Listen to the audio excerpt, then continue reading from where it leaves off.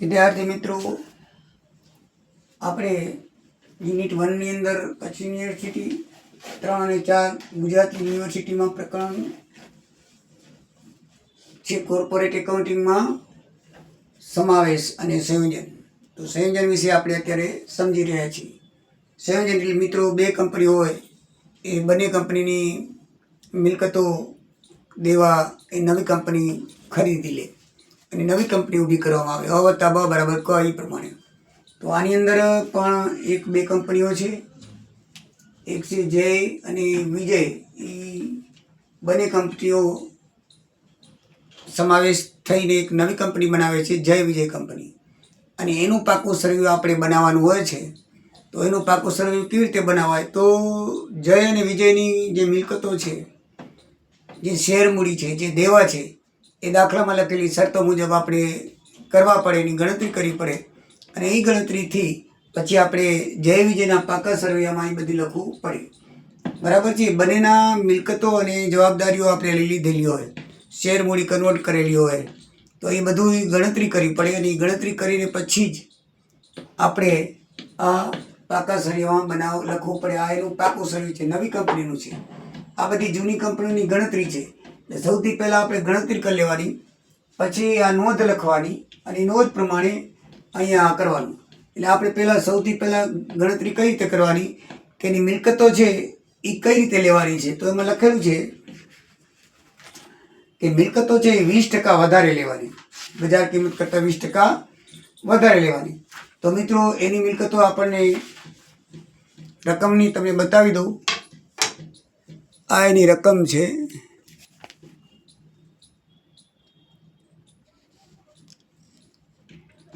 પાના નંબર 19 ઉપર કચ્છ યુનિવર્સિટી અને પાના નંબર 238 ગુજરાત યુનિવર્સિટી. એ પ્રમાણે આમાં એની રકમ આપેલી છે. આ પ્રમાણે જોઈ લીધો મિત્રો. પાછળ પણ છે આ રીતે. નીચે આટલી શરતો આપેલી છે 4, અને ઉપર પણ બીજી એક્સ્ટ્રા શરતો છે. એટલે દાખલો બહુ ધ્યાન દઈને કરવા જેવો છે. બરાબર છે. અષ્ટમ પષ્ટમ કરવાનો નથી. સૂચનાઓ ઘણી આપેલી હોય છે અને બરાબર ધ્યાનથી બધું નાની નાની બાબતો ધ્યાનમાં દેશો તો જવાબ આવે, એટલે કે આવતો નથી. તો આની અંદર મિલકતો છે એની ગણતરી કરી લઈએ તો સૌથી પહેલાં મિલકતોની સૂચના એને આપેલી છે કે 20% વધારે લેવી. જય વિજયના રોકાણો અને વિજય લિમિટેડની 10,000ની રોકડ સિવાયની મિલકતોની દેવા અને બંને કંપનીઓની કાયમી મિલકતો બજાર કિંમત ચોપડે કિંમત કરતાં 20% વધુ લેવી. એટલે બજાર કિંમત લઈ લેવી. જય લિમિટેડના રોકાણો નહીં લેવાના, વિજય લિમિટેડની 10,000 ઓછી કેશ લેવાની, બસ. અને બીજા મિલકતો છે એ 20% વધુ લેવાની. તો મિત્રો દાખલાની અંદર જમીન મકાન 3 લાખ આપેલું છે, તો 3,60,000. આનું 1 લાખ આપેલું છે, એટલે 20% વધારતા છે 1,20,000. સાચા યંત્રો દાખલામાં આપેલા છે 6 લાખ, 20% વધારી 7,20,000. આમાં આપેલા 3 લાખ, તો 20% વધારી તો 3,60,000. રોકાણો લેવાના નથી, ના પાડી છે કે જય લિમિટેડના રોકાણો નથી લેવાના, વિજય લિમિટેડના રોકાણો લેવાના છે. એટલે આપણે 20,000 લખશું. બરાબર છે. પછી એનો જે સ્ટોક છે એ 2.5 લાખ ને 1.5 લાખ, એ તો એ જે છે એમને એમ જ છે. બરાબર છે. પછી જે એની દેવાદારો છે એ 3 લાખ ને 2 લાખ, અને રોકડ અને બેંક 1,70,000 ને 20,000. 10 અહીંયા આપણને 30,000 આપેલા છે, પણ સૂચના લખેલી છે કે 10,000 ઓછી કેસ લેવાની. આ બાબત ધ્યાનમાં રાખવાની. તમને એમ થાય કે જય લિમિટેડની 1,70,000 લખી બરાબર છે, પણ આની કેમ તમે 20,000 લખી? તો એમાં ચોખ્ખી ના પાડી છે કે 10,000 ઓછી કેસ લેવાની છે, એટલે આપણે 20,000 લખ્યા. અને એવી જ રીતે તમે અહીંયા રોકાણો લખ્યા ને આમાં કેમ લખ્યા? રોકાણો આમાં 1 લાખ તો આપેલા છે, પણ એ સૂચના નીચે છે કે જય લિમિટેડના રોકાણો અને વિજય લિમિટેડની 10,000 કેસ ઓછી લેવી. એટલે આ જય લિમિટેડના આપણે રોકાણો નહીં લઈએ અને આની 10,000 કેસ ઓછી લેશું. બરાબર છે. આના રોકાણો ચાલે છે, આની 10,000 કેસ ઓછી લેવાની, એટલે 30,000ની કેસ છે ને પેલી 20,000 રોકાણો ખાલી વિજય લિમિટેડના આવશે. એટલે મિલકતોની આપણી આ રીતે કરવાનું હતું. તો એનું ટોટલ મારશું તો જયના 1,80,000 અને આના 8,70,000 એની મિલકતો આવી કહેવાય. હવે દેવામાં આપણે બેંક લોન છે એમાં 1,50,000 લખેલા છે. લેણદારો પણ 1,50,000 લખેલા છે. અને 10% ડિબેન્ચર છે. ડિબેન્ચરની આપણે એ દેવા તરીકે વાત કરીશું. ડિબેન્ચરમાં એવું છે મિત્રો કે જે ડિબેન્ચર હોય એને એમાં 10% ડિબેન્ચર આમાં આપેલા છે 2 લાખ, બરાબર છે. અને 10% ડિબેન્ચર લાંબા ગાળાનું છે, 2 લાખ આપેલા છે. અને 10% પ્રીમિયમ છે. કેટલું પ્રીમિયમ છે? 10% પ્રીમિયમ છે. તો 2 લાખ અને 10% પ્રીમિયમ થાય તો ટોટલ કેટલું થાય? 2 લાખના ઓછીના ગાળાનું 10% પ્રીમિયમ. બેંક લોન 1.5 લાખની થઈ ગઈ અને 2 લાખ એ થાય વત્તા 16,000 કેના થશે? પ્રીમિયમના થશે. 8% લખ્યું છે કે એ જે પ્રીમિયમ 10% છે ને એ 8% પ્રીમિયમ લેવાનું છે. કેટલા લેવાનું છે? 8% પ્રીમિયમ. એટલે 8 દુ 16,000 એટલે 2,16,000 આવશે. આમાં લખ્યા છે 10%ના, પણ 10%ના ડિબેન્ચર છે એ આપણે લેવાના છે 8%ના પ્રીમિયમ. કેટલે લેવાના છે? 8%. એટલે એનું પ્રીમિયમ 10% નહીં લે. 10% ડિબેન્ચર એનું નામ છે. જે જૂની કંપનીના 10% ડિબેન્ચર હતા એને આપણે 8%ના ડિબેન્ચર તરીકે લીધા. એટલે 8% એટલે કે 16,000 એટલે એનું થયું 16,000, બરાબર છે. તો આટલા દેવા છે. કારણ કે ડિબેન્ચર છે એ આપણે જૂની કંપનીના ખરીદ્યા તો ખરા. 10%ના ડિબેન્ચર છે એ 8% દરે ખરીદ્યા, 10% નહીં. તો આપણે પ્રીમિયમ એનું 8%, 2 લાખના છે તો 8% દેશું એટલે 2,16,000 થાય. એટલે ટોટલ 5,16,000.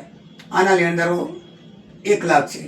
તો કુલ મિલકતોમાંથી કુલ દેવા બાદ કરીએ, 18 લાખમાંથી 5 બાદ કરીએ તો 12,84,000 ચોખ્ખી મિલકત જયની આવી.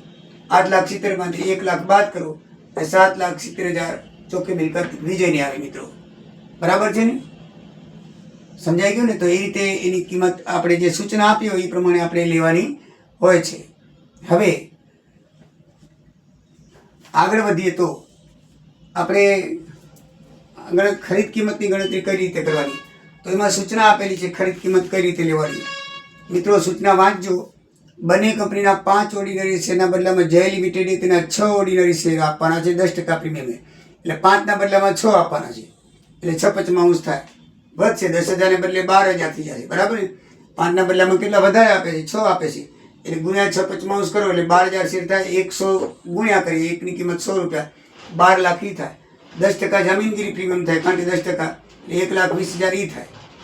બીજા પ્રેફરન્સ શેર આપે છે. નીચે લખેલું છે કે પ્રેફરન્સ શેર છે એ પણ જય વિજય લિમિટેડને 4 પ્રેફરન્સ શેર આપવાના છે 5ના બદલામાં. એટલે એનું થશે 4/5. 4ના બદલામાં શું થશે? 4/5. તો જે બદલામાં આપવાનું હોય ને એ નીચે આવે ને આપી છે ઉપર આવે. આ 6 આપ્યા, અહીંયા 4 આપ્યા. તો 5,000 ગુણ્યા 4/5 એટલે 4,000 છે. 100 રૂપિયાનું એટલે 40,000 આવ્યા. કેટલા આવ્યા? 4 લાખ આવ્યા. કેટલા આવ્યા? 4 લાખ પ્રેફરન્સ શેર આપવામાં. આમાં જામીનગીરી છે નહીં, બરાબર. હવે આ રોકડ છે એ ભેગી શેર ભેગી રોકડ પણ આપી છે. જે 50,000 આપી છે અને વિજયે 14,000 આપી છે. દાખલામાં ઉલ્લેખ કરેલો છે કે ભાઈ 10,000 રોકડ આપેલી છે અને 14,000 રોકડ આપેલી છે. નીચે સૂચનામાં વાંચો કે ભાઈ 50,000 રોકડ આપ્યા અને ચોથી સૂચનામાં લખ્યું છે કે 14,000 રોકડ આપ્યા. એટલે જયે 14,000 આપ્યા, વિજયે 50,000. એટલે આ ખરીદ કિંમતમાં એડ થશે. જો શેર આટલા શેર આપ્યા 12 લાખ, 1,20,000 અને પ્રેફરન્સ શેર 4 લાખના, અને બાકીની બેની ભેગી થઈને 64,000 કેસ આવી. એટલે ખરીદ કિંમત કેટલી થઈ? 17,84,000 જય લિમિટેડની, બરાબર છે? 17,84,000. પછી આગળ લખ્યું છે કે જય લિમિટેડે 5,000ના જે શેર છે, ઓર્ડિનરી શેર છે 5,000ના, ઈના બદલામાં 5ના બદલામાં 6 આપ્યા. કેટલા આપ્યા? 5ના બદલામાં 6. એટલે એને 6,000 થાય છે. અને જામીનગીરી 10% છે તો એ 6,000. એટલે ટોટલ જે વિજય લિમિટેડનું છે એ 6,60,000 ખરીદ કિંમત આવી. કેટલી આવી? 6,60,000. ઓર્ડિનરીના 5 લાખ છે. કેટલા છે? 5,000 છે. 5,000 શેર છે અને 6ના બદલામાં 5ના બદલામાં 6 આપ્યા એટલે 6,000 શેર આપ્યા અને એની કિંમત 100 રૂપિયા. એટલે આપણે 6 લાખ રૂપિયા થાય. કેટલા રૂપિયા થાય? 6 લાખ રૂપિયા. તો 6 લાખ રૂપિયા થાય અને એમાં 10% જામીનગીરી પ્રીમિયમ લખ્યું છે. તો 10% એટલે 60,000. તો 6,60,000 ખરીદ કિંમત કેની થઈ? વિજયની. એટલે જયના શેર છે એ 10,000 આ પ્રમાણે આપવાના, વિજયના શેર છે એ આ પ્રમાણે આપવા. એને જો આગળમાં લખેલું છે મૂડીમાં 10,000 ને 5,000 એના શેર છે, ટોટલ શેર મૂડી 20 લાખની છે. એટલે એ પ્રમાણે તમને એમ થાય કે 10,000 5,000 ક્યાં આવ્યા? તો એની રકમમાં લખેલા છે. તો 10,000ના જે શેર હતા એના બદલામાં આપણે 5ના બદલામાં 6 દીધા, એટલે આટલી રકમ થઈ. અને એ આપણે ઓર્ડિનરી શેર વિજયના હતા એ પણ 5ના બદલામાં 6 દીધા, એટલે રકમ એટલી આલી થઈ. જામીનગીરી પ્રીમિયમ ઉમેરી એટલે 6,60,000. એ ખરીદ કિંમત 17,84,000 આવી અને આની 6,60,000 આવી. એટલે જય અને વિજય લિમિટેડની બંનેને ખરીદવામાં આટલી ખરીદ કિંમત આપણે એને આપવી પડશે. બરાબર છે? અહીંયા રોકડ તમે લીધી ને બદલે અહીંયા રોકડ લીધી હોય તો પણ ચાલે. આ શેર આપ્યા ને આટલી રોકડ 50,000, આ શેર આપ્યા ને આની રોકડ 14,000, એ નીચે લખી નાખો તો પણ ચાલે. પણ એ રોકડ એક વખત લખાય એટલે આપણે 2 વખત લખી નાખ્યું, કારણ કે આપણે તો આ બધું આપવાનું છે. જય લિમિટેડને અને વિજય લિમિટેડને બંનેની થઈને આટલી આપણે ખરીદ કિંમત ચૂકવવાની છે. હવે મિત્રો, પાઘડીને મૂડી અનામત કેવી રીતે શોધાય? તો ધ્યાનમાં રાખવાનું કે જો ખરીદ કિંમત છે એ ચોખ્ખી મિલકત કરતાં વધારે હોય તો પાઘડી કહેવાય. તો જો આ ખરીદ કિંમત છે જયની છે, જય લિમિટેડની ખરીદ કિંમત આવી છે આપણે ખરીદ કિંમત ઓછા ચોખ્ખી 17,84,000. કેટલી આવી છે? 17,84,000. તો 17,84,000 આવેલી છે. તો 17,84,000 કિંમત ચોખ્ખી મિલકત કેટલી છે એની?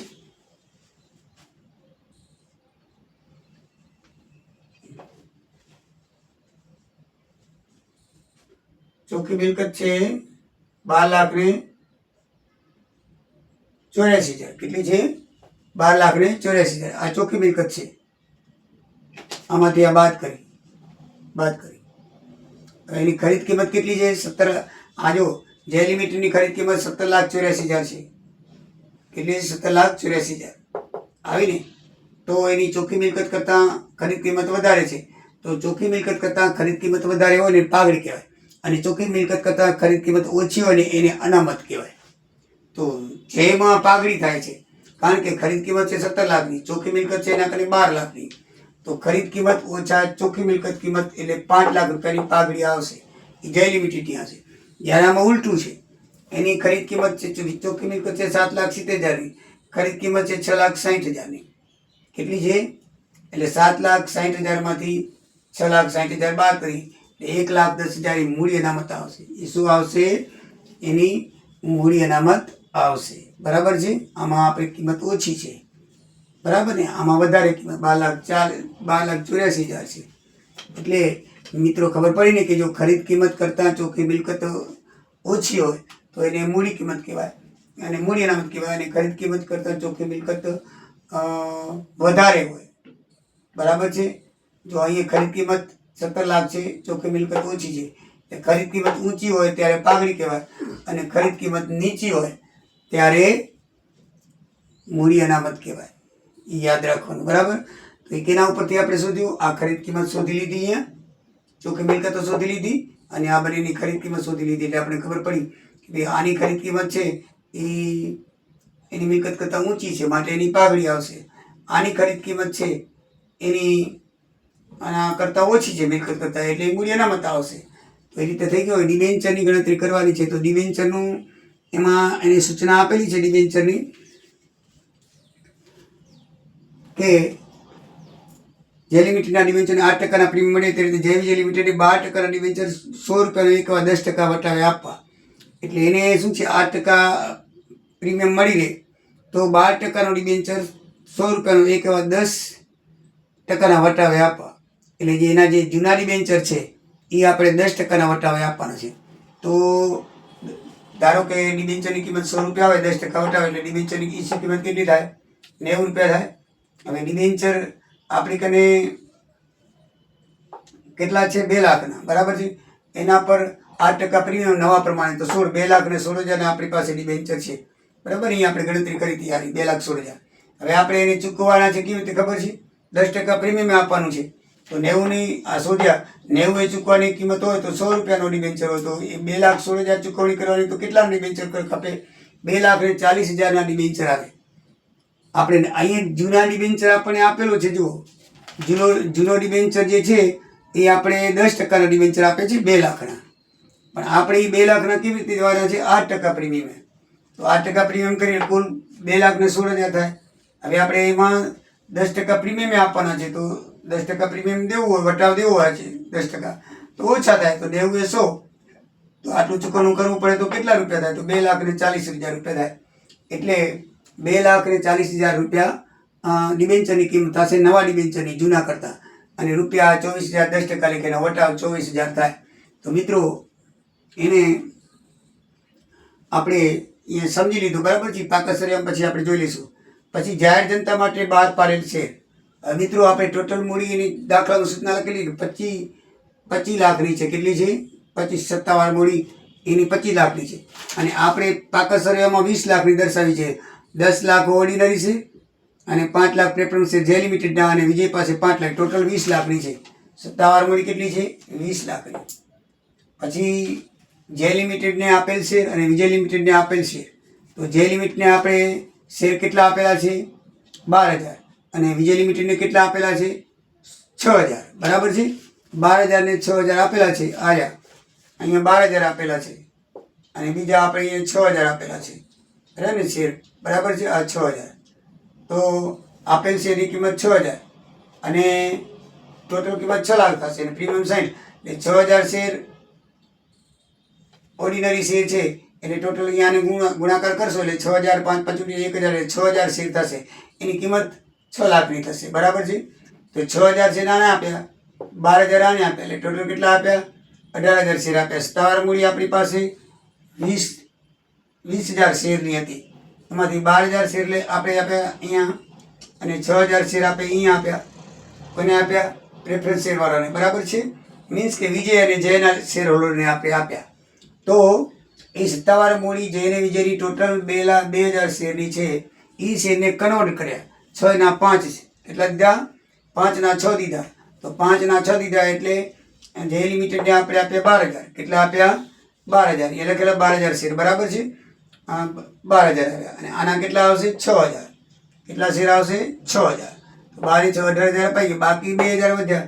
તો 2,000 છે એ જાહેર જનતા માટે પ્રીમિયમમાં 20 રૂપિયાના પ્રીમિયમથી બહાર પાડવાનું છે. તો 2,000 ગુણ્યા 100 એટલે 2 લાખ રૂપિયા થાય અને એના ઉપર પ્રીમિયમ 20 રૂપિયા લખ્યું છે. તો 40,000 પ્રીમિયમ થાય એટલે ટોટલ બહાર પાડેલી મૂડી 2,40,000 આવશે. મિત્રો આ શેનું થયું? સત્તાવાર જે મૂડી જૂનામાં આપેલી છે એને કન્વર્ટ કરીને નવામાં લઈ આવ્યા. એ નવા પાકા સરિયામાં કેવી રીતે લખાય એ તમારે જોવાનું. જૂનામાં 20 લાખની છે. જૂનામાં શું છે?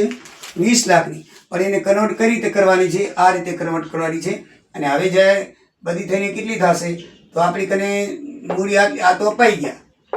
આપણી કને શેર મૂડી આટલી વધી 2,40,000ની બસ. બરાબર છે. કુલ શેર આટલા વધ્યા 2,40,000. મને 100 એ ગુણી નાખશું એટલે આપણી શેર મૂડી કેટલી આવશે? 24 લાખ રૂપિયા આવશે. કેટલી આવશે? 24 લાખ. એની એનેક્ચર 1માં ગણતરી કરેલી જ છે. હવે આપણે એનેક્ચર તરફ જઈએ તો જુઓ, સત્તાવાર મૂડી 20 લાખની, 10 ગુણ્યા 2,000. પ્રેફરન્સ શેર મૂડી 5,000ની એટલે ટોટલ 25 લાખની છે. એ નવી છે લખ્યું છે. આ હતી જૂની, એ રકમમાં લખેલી છે. અને હવે આપણે નવી લઈએ તો લખ્યું છે કે 25 લાખની સત્તાવાર મૂડી સાથે થયા છીએ. બરાબર છે. તો એમાં 25 લાખની સત્તાવાર મૂડી થઈ ગઈ. હવે એમાં ભરપાઈ કેટલી થયેલી છે એ જોવાનું છે. તો મિત્રો ભરપાઈ થયેલા છે 10%ના પ્રીમિયમ ભરપાઈ થયેલી આટલી મૂડી છે. ઇક્વિટી શેર મૂડી 2 લાખની છે. એમ દાખલામાં કીધેલું કે આટલા ભરપાઈ થયેલા છે. અને પ્રેફરન્સ શેર મૂડી 4,000 એ 40,000ની થયેલી છે. બરાબર. 4 લાખની. તો 20,000 ગુણ્યા 100 એટલે એના 20 લાખ થશે અને 4,000 ગુણ્યા 100 એટલે એના થશે 4 લાખ રૂપિયા. ટોટલ 24 લાખ રૂપિયા આપણને મળ્યા. સત્તાવાર તો 25 લાખની છે પણ ભરપાઈ થયેલા કેટલા છે? 24 લાખના. આટલા રૂપિયા આપણને મળ્યા. એમ દાખલામાં કીધેલું છે. 2,000 20,000 શેર અને 4,000 શેર ઇક્વિટી શેર. બરાબર છે. તો આપણી સત્તાવાર નવા પાકા સરિયામાં 24 લાખ મૂડી આવશે. કેટલી આવશે? 24. અનામત અને વધારામાં 2,10,000 ક્યાં ગયા? તો આપણે હવે જોઈએ. જામીનગીરી તરીકે 2,20,000 રૂપિયા. જામીનગીરી તરીકે 2,20,000. જામીનગીરી કેટલી આવી? તો એક જામીનગીરી અહીંયા આવી 12,000. 1,20,000. એક અહીંયા આવી 1,80,000. અને એક અહીંયા આવી 40,000. એટલે ટોટલ તમારી જામીનગીરી 2,20,000 થઈ. જામીનગીરી 3 વખત શેરને આપણે કન્વર્ટ કર્યા. એક અહીંયા એટલે 1,20,000ની જામીનગીરી, એક અહીંયા તો એક 60,000ની જામીનગીરી, એક 80 થયા, અને એક અહીંયા આપી 40,000ની. એટલે ટોટલ 2,20,000નું જામીનગીરી પ્રીમિયમમાંથી પ્રાથમિક ખર્ચ આપેલો છે એ બાદ થાય એટલે 2,10,000 અનામત અને વધારો આવે. જામીનગીરી પ્રીમિયમમાંથી હંમેશા પ્રાથમિક ખર્ચ બાદ થાય, ધ્યાનમાં રાખવાનું. એટલે આ બે આપણે ક્લિયર થઈ ગયું. બરાબર છે. પછી મિત્રો નંબર 3, જમીન અને મકાન 4,80,000 અને સાચા યંત્રો 10,80,000. તો તમે આ બેના સરવાળો કરી નાખો. બનેની આની આપણે આ નવી કિંમત છે. બેનું ટોટલ કેટલું થાય? 4,80,000. તો આપણે અહીંયા 4,80,000 લખ્યા. અને સાચા યંત્રો આ બેનું ટોટલ મારો 7 ને 10,000, 80,000 તો 10,80,000. એટલે ટોટલ જમીન મકાન આપણે કેટલા થયા? 15,60,000. તો 10 મિલકતો આપણે મિત્રો 15,60,000 ની લઈ આવ્યા. બરાબર છે. 10 મિલકતો બંનેની ભેગી અહીંયા આપેલી છે. જો આ નવી આપણે ખરીદી લઈએ, આ નવી છે, તો બંનેનું ટોટલ મારી નવા પાકા સરવાળામાં આપણે લખી નાખવાનું. બરાબર છે. એટલે 15,60,000 થઈ ગયું. હવે આપણે આગળ લખીએ અદસ્ય મિલકતો. તો અદસ્ય મિલકતો કેવી રીતે આવે મિત્રો? તો નોંધ નંબર 4, તો જો જય લિમિટેડને ચૂકવાની પાઘડી 5 લાખની, એ આપણે હારી જયની પાઘડી 5 લાખમાંથી, એમાંથી એનું મૂલ્યનામત શું થશે? બાદ થશે 1,10,000. એટલે આપણે 3,90,000 છે એ અદસ્ય મિલકતો કહેવાશે. કેવી કહેવાશે? અદસ્ય મિલકતો કહેવાશે. સમજાઈ ગયું ને મિત્રો? અહીંયા મેં શોધીને તમે બતાવી છે. તો એ અદસ્ય મિલકતો કહેવાશે. એટલે 3,90,000 એ આવશે. પછી બિનચાલુ રોકાણો 20. તો આ રોકાણો અહીંયાથી જોતા આવવાનું. બિનચાલુ રોકાણો 20,000. ઓના 1 લાખ લેવાના નથી. બરાબર છે. ડિબેન્ચર પર વટાવો અહીંયા આપણે આપેલો છે 24,000. બરાબર છે. ડિબેન્ચર પર વટાવો કેટલો આપેલો છે? 24,000 રૂપિયા આપણે અહીંયા આપેલો છે. આપણે ગણ્યો કે ભાઈ 2,40,000 10% વટાવી ડિબેન્ચર આપ્યા હતા. તો એ મિત્રો 24,000 ડિબેન્ચર આવશે. માલ સામગ્રીનો સ્ટોક બરાબર છે. જે છે એમને બેઠો લેવાનો છે 2.5 લાખ ને 1.5 લાખ, 4 લાખ. પછી લેણદારો દેવાદારો 3 લાખ ને 2 લાખ, 5 લાખ રકમમાં આપેલા છે. બેનું ટોટલ મારે લખી નાખવાના. અને છેલ્લું રોકડ અને રોકડ સ્વરૂપની મિલકત કેવી રીતે આવી? તો મિત્રો એની એનેક્સર 5 ની અંદર ગણતરી કરેલી છે.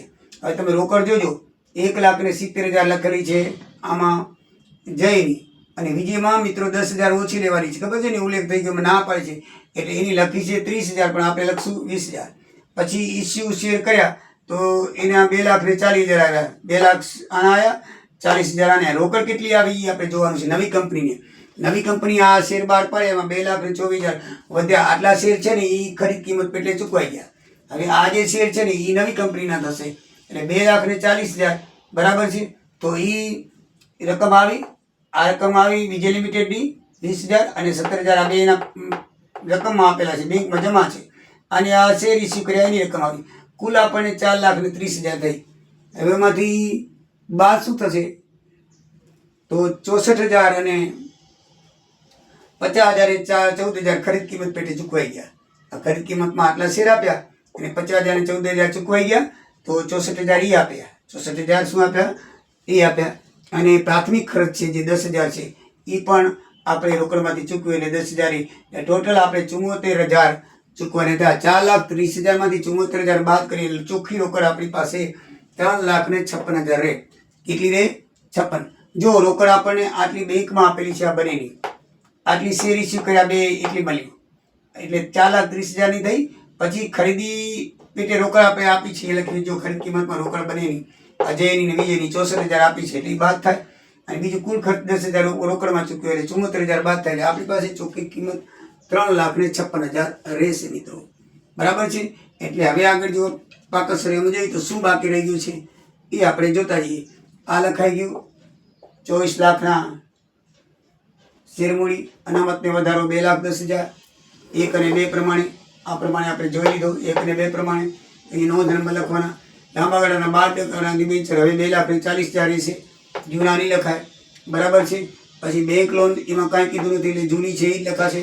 લેણદારોમાં પણ કાંઈ કીધું નથી એટલે એના જે લેણદારો છે એ બે ભેગા થઈને 1,50,000 અને 1,000 બે કંપનીના ભેગા થઈને 2.5 લાખના લખાશે. હો, ધ્યાન રાખજો. એટલે આટલું આ સાઈડ પૂરી થઈ ગઈ. 10 મિલકતો 15,60,000 ત્રણ મુજબ, તો આ 15,60,000 ત્રણ મુજબ. 10 મિલકતો 4 મુજબ 3,90,000, તો 3,90,000. બિનચાલુ રોકાણો આપણે અહીંયાથી લેવાના છે 20,000. 1 લાખના લેવા નથી, 20,000. ડિબેન્ચર વટાવો 24,000 રૂપિયા. તો ડિબેન્ચર વટાવો આપણે કેટલો આપ્યો છે? 24,000 રૂપિયા. અહીંયા 24 લાખના ત્યાં 24,000, 10% લેખે 24,000 ડિબેન્ચર વટાવો આપ્યો છે. માલ સામગ્રીનો સ્ટોક બેનો ભેગો થઈને કેટલો છે? 1.5 લાખ ને 2.5 લાખ, એટલે 4 લાખ થાય. પછી 3 લાખ ને 2 લાખ દેવાદારો છે એટલે 5 લાખ થાય. અને 3,56,000 રોકડ. આ રીતે બંને બાજુ થઈને આપણો આ દાખલો થઈ ગયો પૂરો. એટલે મિત્રો આની અંદર ગણતરી બહુ અલગ અલગ કરવાની હોય છે, થોડો કોમ્પ્લિકેટેડ છે, પણ ધ્યાન દો તો વાંધો નહીં આવે. બાકી આમનું તો છે એ મને સમાતી નથી એટલે મેં લખી નથી. બાકી એ ચોપડીની અંદર આ રીતે આપેલી છે, બરાબર છે. આમનું તો એ તમે જોઈ લેજો, કારણ કે બોર્ડમાં માંડ દાખલોમાં આવ્યો છે. એટલે આમનું તો આપણે અગાઉ શીખી ગયા છીએ, એ જ પ્રમાણે છે. ટોટલ 7 આમનોંધ આવશે. કેટલી આમનોંધ આવશે? 7. અને સાથે આમનોંધ આપણે લખવાની છે. તો આ રીતે મિત્રો આમનોંધ થશે એની, બરાબર. તો મિત્રો દાખલામાં સમજણ પડી ગઈ હશે. ના સમજણ પડી હોય તો કમેન્ટ કરશો. જય સિયારામ, જય દ્વારિકાધીશ.